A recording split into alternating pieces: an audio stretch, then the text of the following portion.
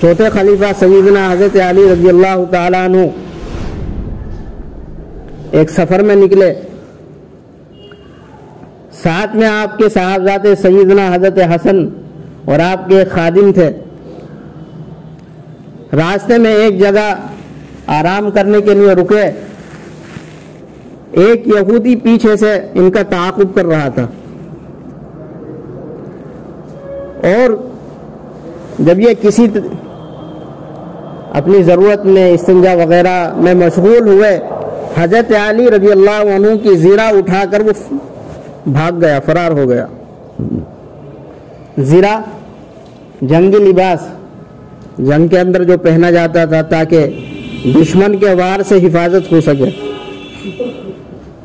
دونوں حضرات نے دیکھا، حضرت حسن نے بھی اور حضرت علی رضی اللہ عنہ کے خادم نے بھی، وقت کے امیر المؤمنین تھے، دنیا کے سب سے بڑے حکمران تھے، چوتھے خلیفہ حضرت عمر رضی اللہ عنہ کا زمانہ تھا، انہوں نے دنیا کے تقریباً 3/3 حصے پر حکومت کی، یہ تو ان کے بعد کے تھے اور زیادہ وسعت ہوئی، تو دنیا کے سب سے بڑے حکمران تھے، چاہتے تو اسی وقت گرفتار کراتے، جیل کے اندر ڈلوا دیتے، لیکن اس مقدمے کو انہوں نے عدالت میں پیش کیا، اور قاضی بھی کون؟ خود ان کے شاگرد قاضی شریح، دنیا کے جو ماہرین قانون گزرے ہیں ان میں سے چند افراد میں سے ایک یہ ہیں قاضی شریح۔ آج کی دنیا بھی یورپ کے اندر خاص طور سے وہ اپنی عدالتوں کے جو اصول انہوں نے بنائے ہیں اس کی بنیاد قاضی شریح کے فیصلوں کو انہوں نے بنایا ہے۔ مقدمہ لے کر وہاں پہنچے، اور اسلامی قانون ہے، ضابطہ ہے، البینۃ علی المدعی والیمین علی من انکر، جو دعویٰ کرتا ہے اس کے ذمہ ہوتا ہے گواہ اور ثبوت پیش کرنا۔ یہ اسلامی اصول ہے، اسلام نے یہ اصول دیا، اور آج پوری دنیا کی عدالتیں اس اصول پر چل رہی ہیں۔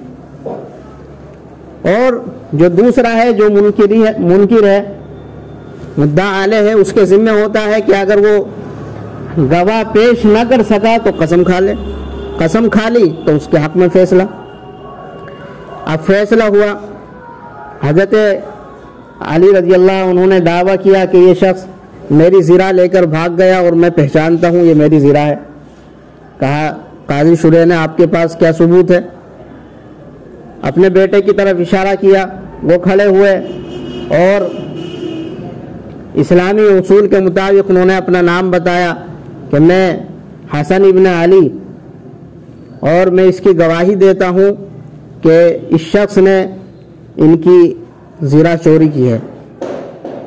قاضی شریح نے کہا کہ اسلامی اصول اور قانون کے مطابق بیٹے کی گواہی باپ کے حق میں معتبر نہیں، لہذا ان کی گواہی مسترد، کوئی اور گواہ پیش کرو۔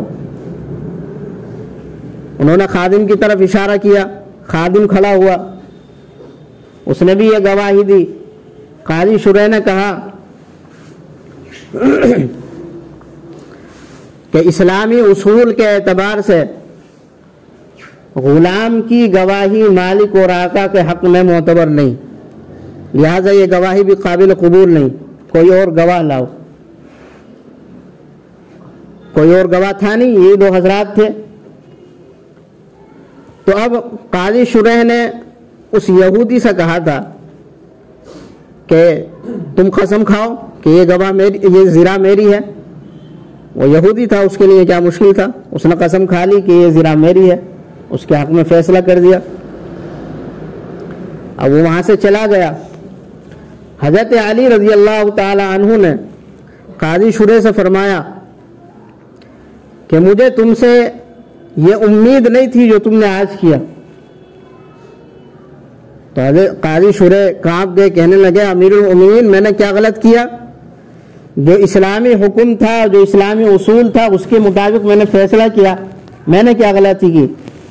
تو انہوں نے کہا کہ فیصلہ تو تم نے صحیح کیا، درست کیا، لیکن جس وقت میں عدالت میں داخل ہوا تھا اور تم نے ہم دونوں کو طلب کیا تھا تو تم نے اس کا نام لے کر بلایا تھا، اس یہودی کا، اور مجھے تم نے کہا تھا یا ابل حسن، یعنی نام کے بجائے کنیت سے پکارا تھا۔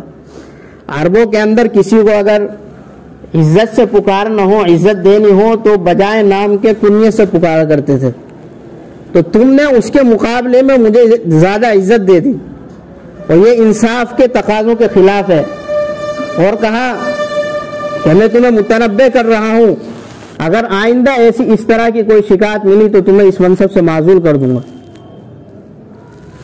اس بات چیت میں کچھ وقت لگا، 5-10 منٹ، باہر آئے دیکھا تو وہ یہودی کھڑا ہوا ہے۔